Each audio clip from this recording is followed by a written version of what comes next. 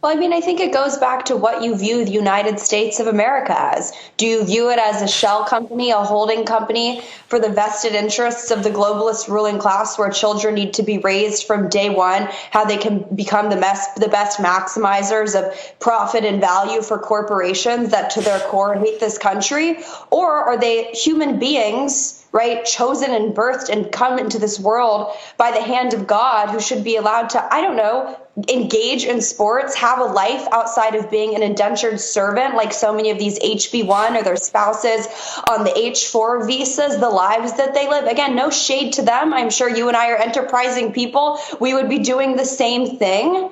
But the idea that American people have to compete with essentially modern day slaves in order to quote unquote be successful is offensive, and it's wrong. And if you want to do that, fine, go do that in another country that's not the United States of America. The founding fathers were the founding fathers because they appreciated individual liberty and freedom, and they had other things going on in their lives. They loved the idea of community and culture and township and kinship, not the idea that it was all about boosting profits for, I don't know, the British Empire. Insert the new tech oligopoly into that sort of matrix, that critique there. But it's so insulting. And Steve, to the core of it, it's also just a bald-faced lie that I reject the premise, right? When you look at the data, which, like I said, is not readily available, these foreign workers that they're importing, even if job culture were bad, are not even better, right? I mean, seriously, when you look at the numbers,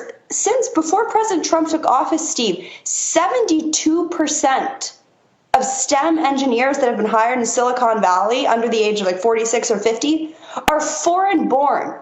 Over half of American STEM graduates will never work in STEM fields. And the people who are involved on the sick, awful, sinister side of the dark side of this trade, this IT staffing companies, they know it. The CEO of Emphasis admitted in 2016 there are enough universities, enough ability to hire, enough ability to teach from the United States of America. That's a direct quote. And when they did a whole analysis, when they were able to get some comparative review between American workers in terms of literacy, their ability to understand numbers and code and all of that, which, like I said, are numbers that are not readily available. There's a chart you can put up on screen.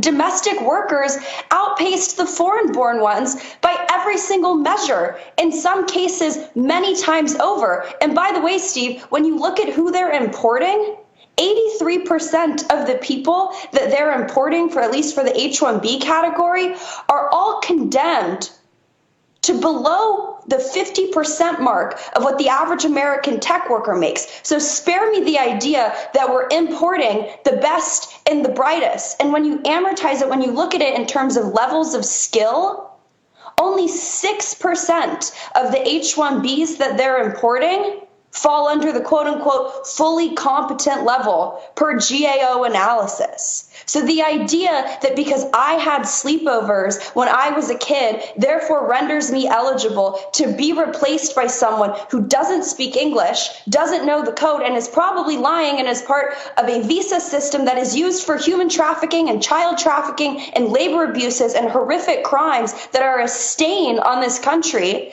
is absolutely insulting on so many levels, not just by Vivek, but by the big business interests on both sides who are pushing it. And you're seeing it today. And I'll bring Will in if I can with this just idiotic, I guess you're now allowed to say the word retarded, but I'll use it, this retarded Dignity Act that's co-sponsored and led by Republican Maria Salazar, who's the worst.